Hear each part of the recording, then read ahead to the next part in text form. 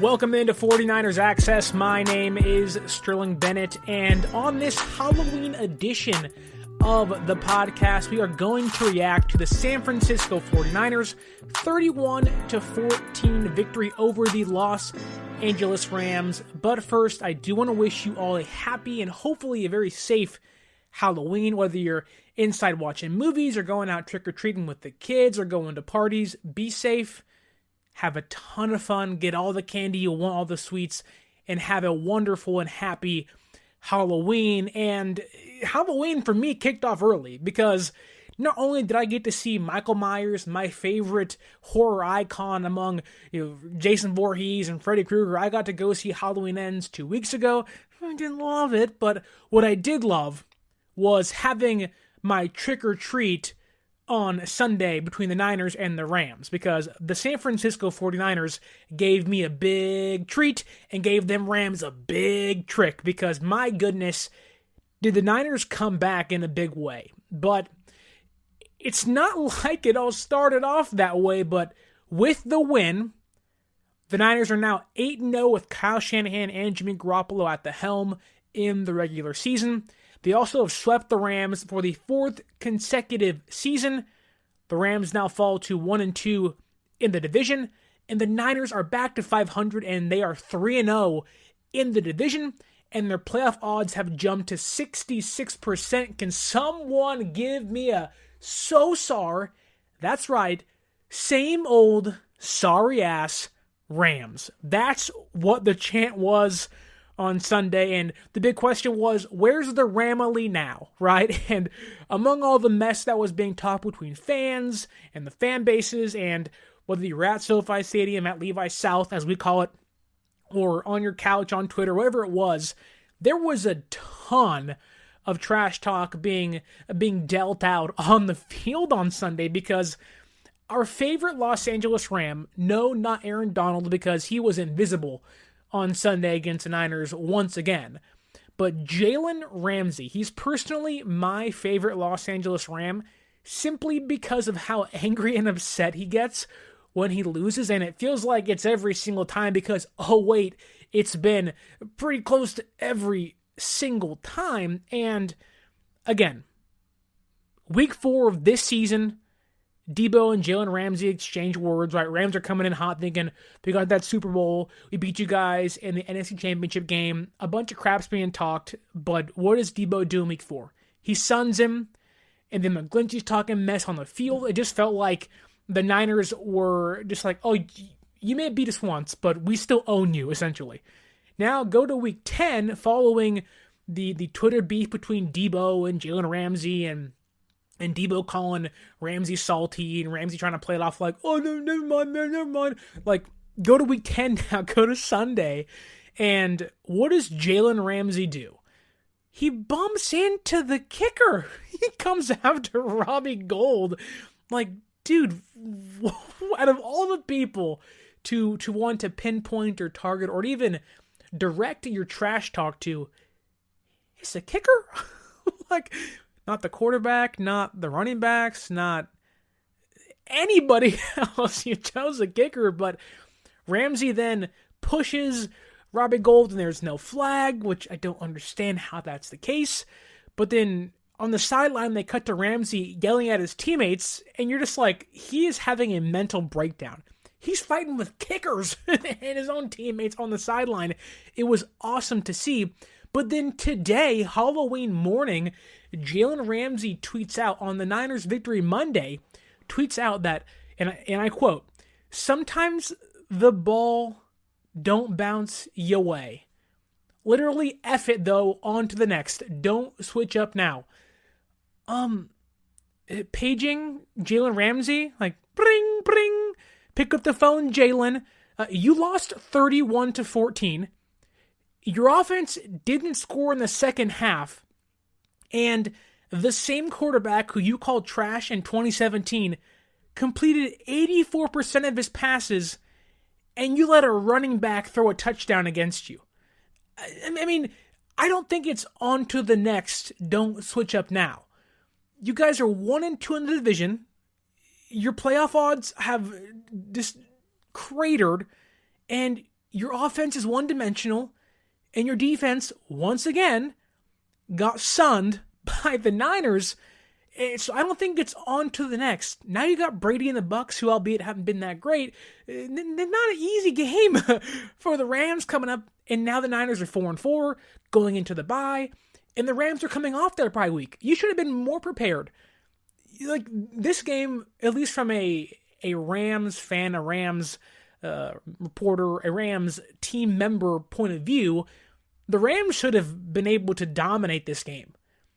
The injuries San Francisco has, the personnel the Rams have, but this game, despite, and we'll get into the game in a few seconds here, this game, despite how close it was at the halfway point, it never felt like it was out of control. It almost got there. It almost got there because the Niners at least had me scared. I was sitting around like, is this going to, like, are we going to win this game? Like, this game's getting kind of scary, and I think there are plenty of times in that first half, and even into the second half, that I said, oh, like, I'm really just not sure that we're going to win this game. And I think, and I have a few points here, because the Rams' first drive of the game, we stuffed them, they punted it, felt like, okay, we got this game in the bag already. It feels like it's going to be the same old sorry-ass Rams. So sorry. This is our game. Easy peasy. We're at Levi South. This is our house. Like, it's 57%, 59% faithful at Levi South, at SoFi Stadium. This felt like, okay, we got this. Then our offense doesn't score. Then the Rams go on a 17-play, 98-yard, 9-minute drive. And you're just like, really? Like, what the heck, man? Or excuse me, 88-yard, 9-minute and 21-second drive, 17 plays. And you're just like, what the heck? And it was screen attacks left and right. Felt like there was like 20 of them in that second drive. But then the Niners, despite the Rams marching, they stopped them like 5 times. There were so many penalties. It felt like that we gave them every opportunity to just keep that drive going. Like, this drive should have stopped at 13 plays, 12 plays. But then Avery Thomas gets called for holding in the end zone, and that resets the downs. They get a first down. Then Ward has him on third down, and it's an incompletion to Allen Robinson, but it gets called for PI and holding, and then that's a first down again. And then it was like, okay, like our defense is doing its job. It's just also doing the Rams' job's offense for them. And so then Stafford runs for the touchdown, and you're like, okay, like, can we please stop shooting ourselves in the foot? And in that same drive, the second drive of the game, Mooney Ward gets hurts his shoulder, and you're like, okay, like, we lost our first corner, or Mosley against Carolina. Now we're going to lose Mooney Ward, who you're just like, dude, like, how many more injuries are we going to have? And thankfully, despite me thinking, well, here we go again, the offense can't score, the defense can't stop them, penalties are an issue again, it felt like that was going to be, the issues were going to carry over from the Falcons game and the Chiefs game right into the game against the Rams. And thankfully, things got cleared up, but it wasn't like it was just that one drive where we all said, okay, things are going to go this way. It's going to be a long game for San Francisco. But Jimmy had 2 balls batted down. 2 of them were almost picked off by Jalen Ramsey. And then he mistimed McLeod on a deep route where he had him maybe for a big gain. And you're like, okay, what's Jimmy are we getting today? Then McCaffrey almost fumbled twice. And one of them, McLeod thankfully caught. I mean, that was a pivotal play in the second half. Just bounced right up to him. I mean, that could have been a disastrous end to that drive. And then he has one, I guess, near fumble in the red zone where Kittle jumps on it before halftime. And you're thinking, well, if he fumbled it, that's kind of good for us. It gets us closer. We can kick a field goal, or at least, get some points, maybe a touchdown. And then that's called back. So McCaffrey almost fumbles twice. Jimmy almost throws 2 picks. And the offense looks like it's going to be trading touchdowns for field goals. Like, it's 14-10. We've had an opportunity to make this thing 14-14, and it just feels like this offense is going to be what it was the last 2 weeks. And the defense looked kind of the same way. It looked like they weren't going to be able to stop these screen passes, and it didn't matter who was going to be in the nickel, whether it was Jimmy Ward or Lenore, that Cooper Kupp was going to get his, and he got a touchdown.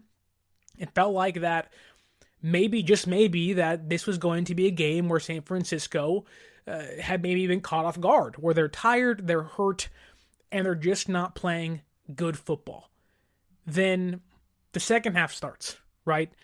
And this is when it felt like the entire, I don't want to say the entire game, switched. It didn't flip on its head, right? But it felt like there was a spark lit. And I talked about how in the to preview this game, I talked about how I felt like the offense, it was trending in the right direction, but they needed that pick-me-up.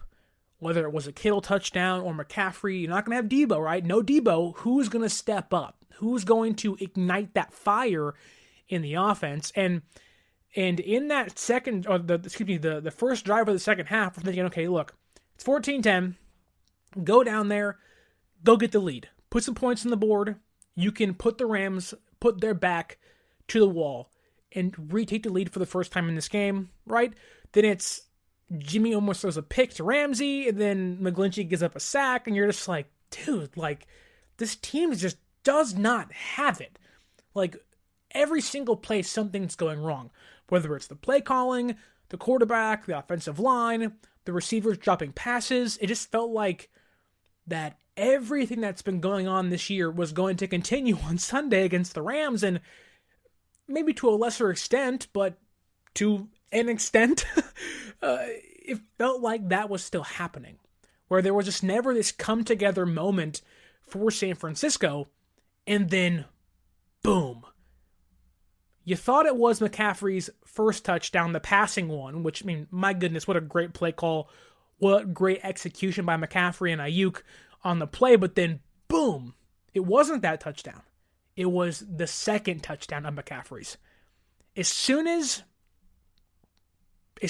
Jimmy Garoppolo, on a broken play, and I want to give credit to Christian McCaffrey here, because McCaffrey and Jimmy both talked about how this play was not designed this way. This was a play where McCaffrey was kind of the decoy. He was not part of Jimmy's 5 reads he had. And McCaffrey, again, how smart he is, Jimmy called him a quarterback, essentially. He saw it, and he goes, well, I need to be part of this play. I need to find some space. And Jimmy kind of locked onto him, saw him streaking towards the right sideline, and said, well, you're open, and put a beautiful ball over the defender. McCaffrey, an amazing catch towards the sideline. And it was like, bang, boom, click. That fire got ignited. And it was like, here we freaking go. And if you're a big Halloween fan, the franchise, it's like in Halloween 2018 where they light that fire in the basement and you're like, they got him. Like, they're going to get Michael Myers. And it was like, they got the Rams here. It felt like that was what was going to happen, and that's exactly what did happen. That spark was finally lit under the Niners offense's rear, their AWS, you could say. And Jimmy hits that touchdown, McCaffrey's great catch. They're up 17-14, and then it was, again, just like something clicked of like, oh yeah, we own the Rams. How did we forget that, right? The defense starts playing lockdown. Warner was amazing in this game. He had the most pressures. He had a sack. He was great in coverage. Nick Bosa had a sack. He has 8 sacks so far this year. Like, the defense stepped it up another level. And that touchdown wasn't the breaking point in this game, but it was the moment, you can say, where things started to shift. San Francisco found their mojo, their momentum back under the offense, and the defense said, oh yeah, the Rams? Okay, we are their dad. We own them, right? But then the next drive, it was, okay, can the defense stop them? Boom, stuffs them. Then it was, okay, this is a big drive for the offense. Boom, more points. It was, okay, like, I think San Francisco has this taken care of, right? And again, sticking with the defense here, the defense in that second half, the defense allowed 0 points and 50 total yards to the Rams offense over the final 35 minutes and 25 seconds of the game. Again, 35 minutes and 25 seconds. That's from 5 minutes left in the second quarter on to when the clock hit 0, final score. Again, the defense was phenomenal in this game. Struggled early, but turned things up late. The Rams offense were also, or has been held under 300 total yards just 5 times in 27 games since 2021. 4 of those games have come against the Niners. Again, to further the point that we own the Rams. San Francisco owns Los Angeles. The Rams are an entirely different team when playing the Niners. I believe the point averages were against other teams. The Rams are averaging 26 points. Against the Niners, 15. And I talked about coming into this week that the Rams offense doesn't scare me. It's one-dimensional, it's Cooper Kupp, and that's it. They have no running game. There was nothing that they do that scares me. Now, Cooper Kupp, one of the best, if not the best receiver in football, he's a reigning offensive player of the year for a reason. There's reasons to be worried about what he can do. And he did hurt San Francisco. But the Rams, because they have limited their offense so much, not having Akers, having no running game, that's why they want Kareem Hunt and Naheem Hines and Josh Jacobs. That's why they're in the market for somebody else, right? Odell Beckham's name came up again. Like, they need that spark like Christian McCaffrey gave to San Francisco. And so, because of that, I talked about how they scored 9 points against us, then 10 points against the Cowboys, and 24 against the Panthers, but we put up 37 points. Like, it's not like the Rams are playing good football. Now, the Niners weren't either coming into this game, but the Rams were playing a little worse football. And there was no turnovers in this game. There definitely could have been a few times. I already talked about many of them. But this game, to me, and it's ironic or it's funny that the Niners always seem to use the Rams as their get-right game. And me and you talked about how this game isn't just big because, oh, you're 4-4, you're 500, you go into the bye week. While all that's very important, you win, or the easiest way to go to the playoffs is winning your division. And winning on Sunday, which the Niners did, they are now 3-0 in their division. And they have Seattle again and the Cardinals twice. Now, we know Kyler Murray gives this team fits. It's the mobile quarterback thing. But even if they lose 2 of those games to the Cardinals, let's say they lose both those games, right? Well, then they can still be 4-2 in the division. Like, that is putting yourself a notch above the rest. Now, I know they're still in second place, but you're in second place with a chance to get healthy, and you're 3-1 in the division with 3 games left, and one of them against an opponent you just beat in week 2, and you kick their frickin', you know what off, right? So, San Francisco, despite being 4-4, despite being 500, despite underachieving in many games this year, has put themselves in opportunity to make that second half run. You no longer are 3-5. You are 4-4. You can now clinch the division in week 17 instead of 18, right? But I want to dive in a little deeper here because he's the talk of the town. He's I guess you can call him a triple crown McCaffrey, because Christian McCaffrey, my goodness, I talked about when they first traded for him that they were getting one of the most dynamic players, not just running backs, not receiver, one of the most dynamic players in the NFL, and I mean, he showed that far and beyond on Sunday. 18 carries, 94 yards, 1 touchdown with 8 receptions, 55 yards, another touchdown. Then his touchdown pass to Brandon Ayuk. Like, Christian McCaffrey, I'm not going to say single-handedly beat the Rams, but he's as close as you can get without single-handedly beating the Rams, right? I mean, he had a 34-yard touchdown pass, a 9-yard touchdown reception, and a 1-yard touchdown run. He became the 4th player ever to register 1 touchdown pass, 1 rushing touchdown, and 1 receiving touchdown in the same game since 1974, and the first to do so since LaDainian Tomlinson, who did it in 2005. The group he's in, McCaffrey, Tomlinson, David Patton from the Patriots, and Walter Payton. Pretty darn good group to find yourself in. 2 bona fide Hall of Famers and 2 of the best running backs of all time in the NFL with Payton and Tomlinson. He also became the only player in the Super Bowl era to register at least 1 touchdown pass, 1 rushing touchdown, 1 receiving touchdown, and 30-plus passing yards, 30-plus rushing yards, and 30-plus receiving yards in a single game. And I can read you stats all day. All freaking day. That's how good he was. But there were so many instances where on third downs he's so elusive, right? He's like that spider in your house you just can't get. And it doesn't matter if you have the cup, the glass, Tupperware, put it over at the plate. It doesn't matter. The spider's somehow going to find a way out of it. And that's kind of what it's like. And it's going to haunt you.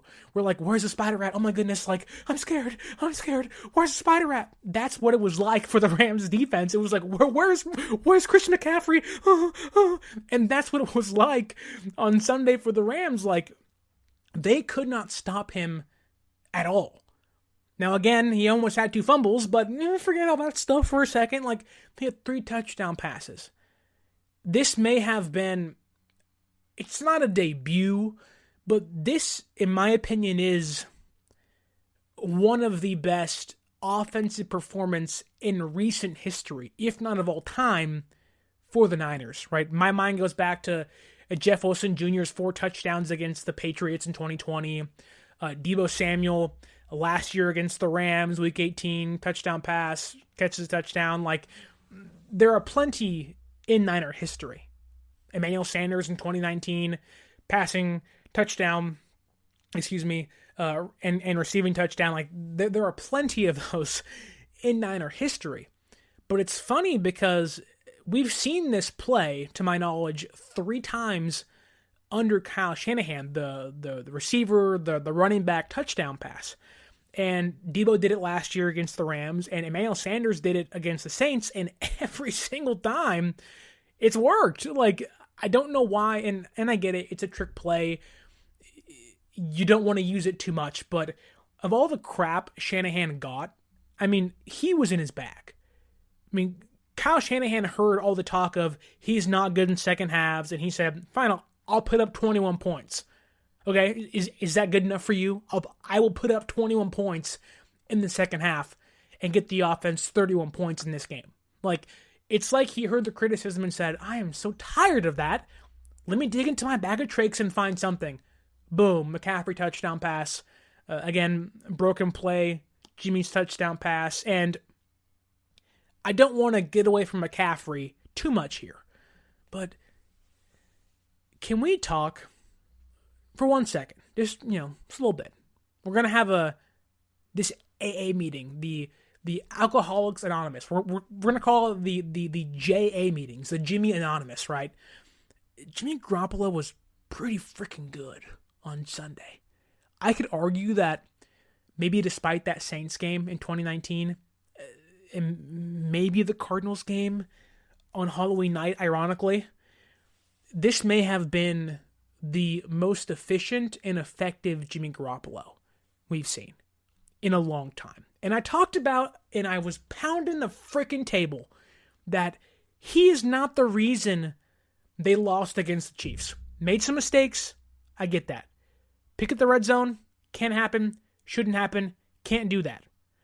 Against the Falcons, he played good in that game, and against the Panthers, he was also really good. Since week 4, up until week 8, Jimmy Garoppolo has been, in my opinion, maybe not gold, but he's been silver. And I think most NFL teams would really appreciate having a silver quarterback, if that makes sense, right? It may not be a quarter, but you got a nickel. Or you got a dime. Makes more sense, actually. A dime's worth more. Maybe a dime. But Jimmy Garoppolo, 84% completion percentage, 235 yards, 2 touchdowns, and a 132.5 passer rating.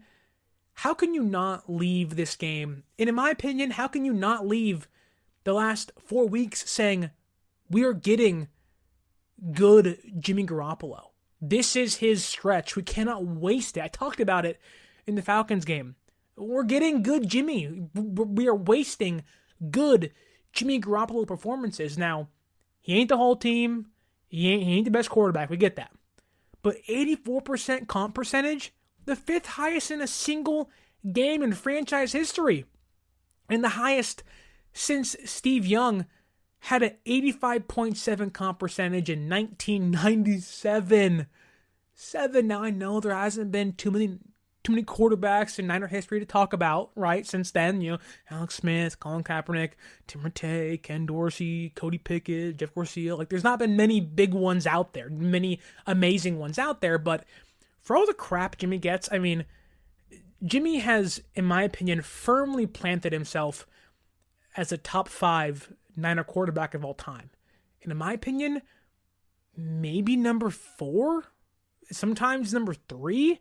There's Montana, there's Young, Brody's in the conversation because he played so freaking long, and there's Y.A. Tittle back in the old days before Montana, before Young. And there's Smith and there's Cap, but I think Jimmy has had a better Niner career and performed better. He's not, Cap at his elite level was amazing to watch, but Jimmy, I just think he's been more consistent. He's been here since 2017. I know there's been injuries and ups and downs, but since 2019, 2021, and knock on wood, thus far in 2022, Jimmy Garoppolo has been really, really good in San Francisco. And I don't want that to just be overlooked. And again, I'm not trying to have this be a slurp fest by all means, but we are in Jimmy Anonymous, right? This is the JA meeting, correct? Or the probably should be called the Garoppolo Anonymous, but by all means. But Jimmy was really good, efficient, effective. It felt like that there are some times with Garoppolo that you feel nervous every single time that ball comes out of his hand. And there were times in the first half where you felt that. There were some throws where you're like, oh, God, maybe run the ball, please. But in that second half, we got, porn star Jimmy GQ. There was poise in the pocket. He was taking hits. He was not afraid to take a shot. He was not afraid to sling that football. Jimmy Garoppolo finally hit a freaking deep ball. Can we give it up? Come on. Ross Dwelley, not Charlie Warner, catches the deep ball out of all people. And Ross Dwelley was the fill-in fullback because Kyle Juszczyk didn't play. And Jimmy, on the freaking money, essentially puts that game away, right? It was a pivotal point in the game where the Rams were still in this game. And what does Jimmy do? Boom, kill shot. That big play, they were up 24-14. There was about, 10 minutes left in this game, maybe 9 minutes left in the game. Plenty of time for 10 points via the Rams. And knowing how this team has fumbled and thrown picks and been negligent with the football, it was like, okay, we have to have that kill shot. Now, Kittle's eventual touchdown was, of course, the icing on the cake. But that big, huge Jimmy's big play, the 30-plus yard reception by Dwelley, that was the kill shot. 56 yards to Dwelley to Los Angeles' 14-yard line. Boom. It puts the Rams on the back wall. Your foot's on their throat. What have I talked about? The Niners have put themselves in so many positions, to stomp on an opponent's neck, and they tend to let up. This was them going for it, knowing they have the Rams on the ropes, knowing they need this win, knowing that if they give the Rams any signs of hope, the defense that has struggled the last 2 weeks, the offense needed to step up. This was their chance to say, no, we don't need the defense to save us this time. The offense is going to put this game on lock and key, and we're going to secure this W. What do? Again, 56 yards to Dwelly, and you at least set yourself up for a field goal to make it 27-14. Of course, Kittle scores that touchdown at the back of the end zone. That's the freaking kill shot, a.k.a. date night, Steve Carell, Tina Fey. They went for the kill shot, and they got it. And so I just think when you have all the talk of, Steve Young saying that Shanahan and Garoppolo don't trust each other, and there have been times I've said that where it feels like the offense is being timid. But I also said the past couple weeks, the offense hasn't played poorly. They just need that come-out game. We thought it was the Panthers. I think it was this game, where San Francisco can finally feel itself, can feel the energy, the aura of like, oh yeah, we have forgotten who we were. We were lost in the woods, in the weeds, in the wickets, and we couldn't find ourselves. But we realized that home, who we are, is right in front of us. And it's run first with McCaffrey. Ayuk was phenomenal in this game. Big touchdown pass from McCaffrey to Ayuk in this game, but he was great in this game. Kittle was good in this game. The offensive line was good in this game. Aaron Banks has been phenomenal all year. Trent Williams was back to being Trent Williams in this game. Spencer Burford's only sack allowed was kind of a snap count issue, so Burford's been great in this game. Brunskill in his time was great. Brendel, to me, was spotless in this game. I think he was good. McGlinchey had his issues, but you still won. You got to clean things up, but he knows that. He knows that. And this is the perfect way to go into the bye week. You're now 4-4. Again, 3-0 in the division. And you've set yourself up to go on this second half run. You are going to get Elijah Mitchell, Deebo Samuel, hopefully Kyle Juszczyk, Juwan Jennings, maybe Javon Kinlaw eventually back, Jason Verrett back. Jimmy Ward might be even healthier off the broken hand. Dre Greenlaw, eventually Azeez Al-Shire back. Eric Armstead back. Again, you can't bank on guys being healthy. You can't bank on guys not getting hurt. But knowing they have a week to get back, at least Deebo, Jennings, Mitchell, and Greenlaw. I mean, and Armstead might be closer to yes than no. Like, that's good stuff. Knowing you're playing the Chargers and the Cardinals, like, this is a chance for you to now run roughshod through the entire second half of your schedule.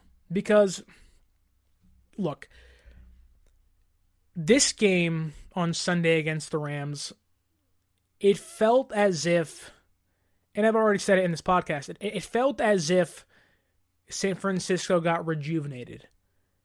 And it's just the perfect time for that. Like, of all the talk of who's playing nickel, Jimmy Ward's upset, all these guys are hurt, who is Jimmy G, Christian McCaffrey again, I was like, Christian McCaffrey is God. He's playing so well in this game. Like, this felt like the culmination of all the frustration, the pent-up anger of why are we not winning football games? And to me, that final drive by the offense signified a changing of mentality. Of no longer are we playing from behind. No longer are we, trying to play catch up. Now we are the ones in control. And when you're in control, there's a lot of power involved in that. And everybody feeds off of that. The offense, the defense, the coaching staff, when they know they can essentially get whatever they want whenever they want.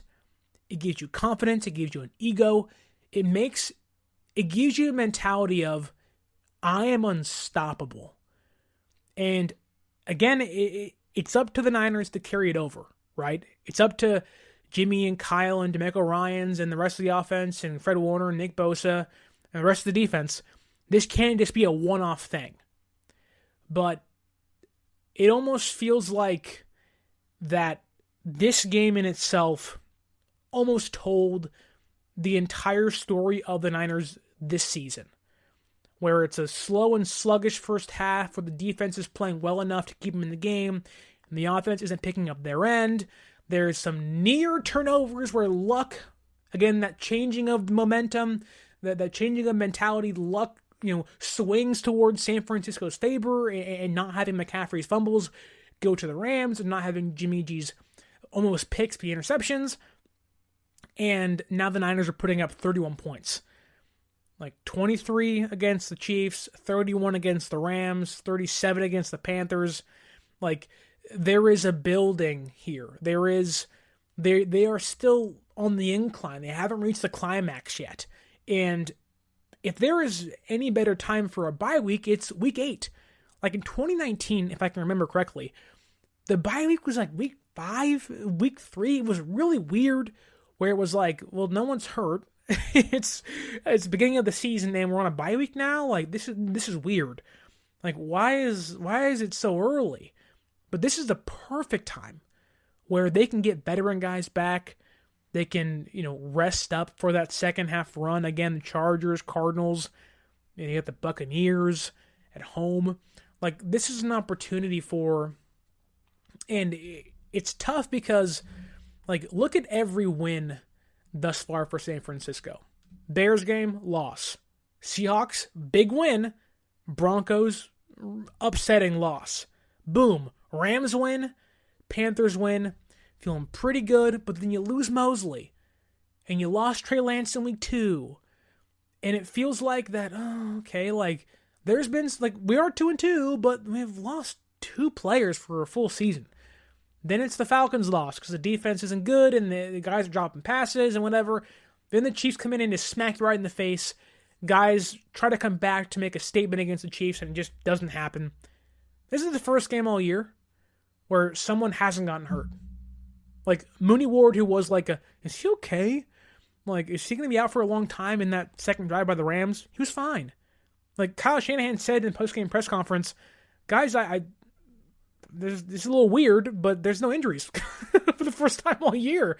Like, if in a 5-week span, like, think about it. Week 1, Mitchell gets hurt, done for 10 to 8 weeks, right? Week 2, Trey Lance. Week 3, Trent Williams. Week 4, probably no one got hurt, right? I feel like that was one of the only clean games, but you can have McKivitz in there, who was your backup left tackle. He gets hurt, I guess you can put in there, right? And then you have week 5 against the Panthers, Mosley. Week 6 against the Falcons, Drake Greenlaw got banged up. Like, there was Hufanga had the concussion, right? McGlinchey got hurt. Then week 7 against the Chiefs, people are back, but everyone's banged up and hurt and aren't playing well. Then you have this game, where it just feels like, for the first time all season, we are leaving a victory, feeling good about the win, having performed well, and again, for the first time, saying, we got out unscathed. Even in one of our wins all year, we have been banged up and hurt. And this week, we're actually okay. Maybe got a little dust on the shoulder, but we're okay. And you're only going to get healthier. And it's kind of astonishing, right? To feel that way. I was surprised. I was like, wow.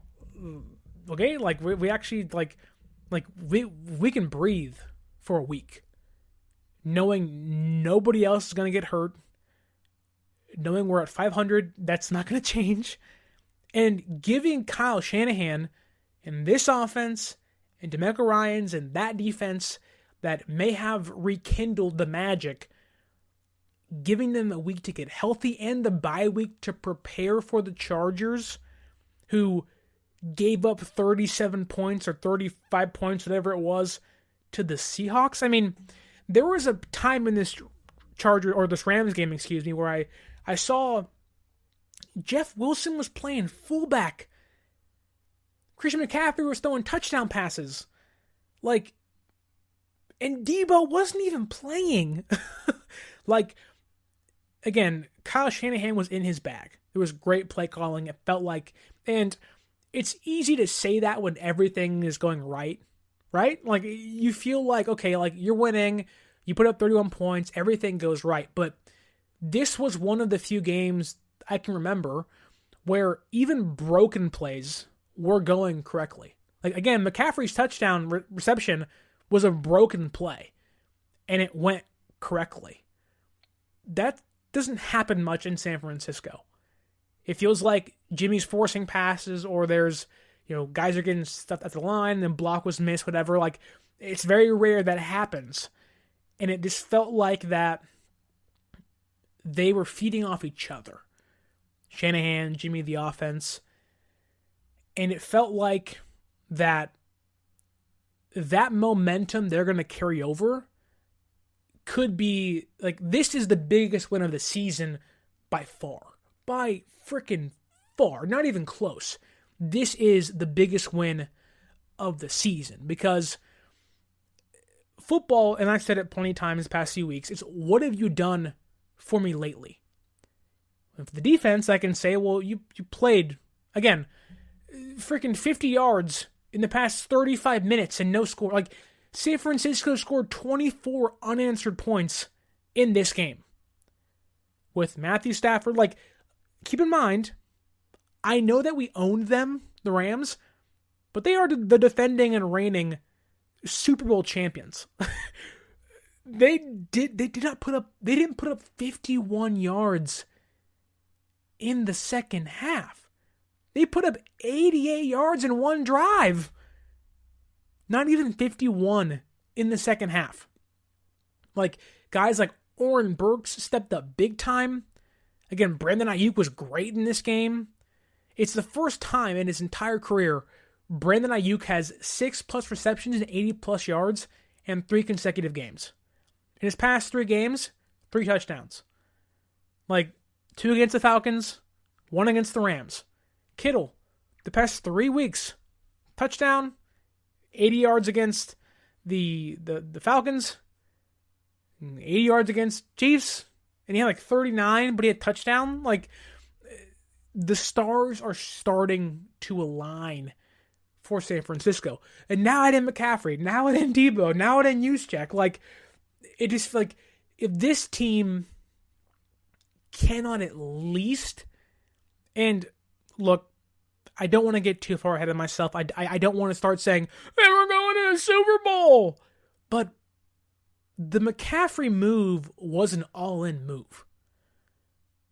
What and how they played on Sunday against the Rams was a team playing desperate. And I want to be clear here because, yes, desperate this season to not be 3-5. But don't tell me that just like last year, being so close to immortality, that this team does not feel the pressure of we have to win a Super Bowl. There was players on this team reportedly saying Jimmy G gave them a better chance to win than Trey Lance. Now we know Lance gets hurt, but there were players even after that win that, I'm not going to say happy Lance got hurt, because it's not the case. They don't want anybody to get hurt. But there was this kind of now Jimmy's our quarterback. We're going to be better. Not just fine, but better. And again, Trey Lance, get healthy. I cannot wait to see you play. I am so excited to watch you play. But this focus on this year. These guys feel the pressure. Trent Williams ain't getting younger. Jimmy, 1-year contract. Jimmy Ward, last year of his contract. Emmanuel Mosley, this is the last year of his deal. Nick Bosa wants to get paid. McGlinchey last year, there are so many players on this team knowing that this could be their best, and for some of them, their last opportunity to get a championship. Like, the urgency isn't just, oh, it's this year. No. It is a carried over urgency since 2019. 2019, they surprised people. They probably surprised themselves, right? There was belief, but they were like, oh, we're 13 and freaking 3, man. And we killed the Packers and we killed the Vikings. Oh, they got, freaking blew lead in the last game of the season to the Chiefs. But since then, there's been this urgency. Every single person is not just playing for the team. They're playing for themselves. And I think while last year they were playing for the team, maybe for Jimmy Garoppolo, knowing it was supposed to be his last year, but I think that this year there are so many individuals that have individual and personal goals, and all of them now, for the first time since being here, align with the team goals. There's a sense of desperation from every single player. Every single one. Hufanga, Jimmy Ward, Mosley, who's now hurt, but Ambry Thomas, Mooney Ward, Fred Warner, Dre Greenlaw, Alshire, Bosa, Armstead, Kinlaw, like every single player on defense, every single player on offense. It's not just urgency this game against the Rams. It's urgency that if we do not win this year, we may never. Because you have Deebo Samuel, Christian McCaffrey, Brandon Ayuk, George Kittle. 3 of those 4 guys could arguably be said to be the best at their position. And you have an okay offensive line with the best left tackle. You have the best linebacking core with arguably the best linebacker in football. You have a cornerback playing the best of his career. And you're getting healthier.